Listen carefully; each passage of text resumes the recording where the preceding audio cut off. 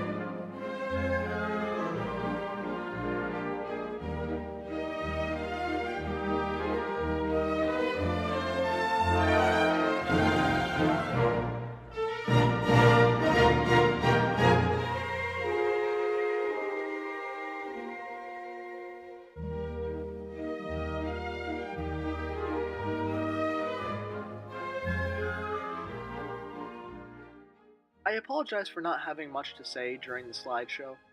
In my humble opinion, I do not think this was one of my better shoots.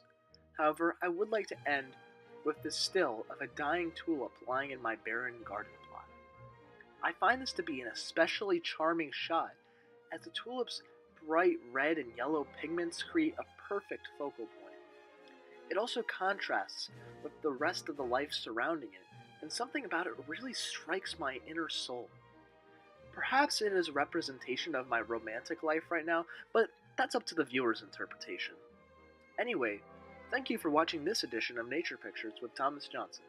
There will be more exciting shoots and stylistic changes coming soon. Stay tuned, my fellow tree huggers.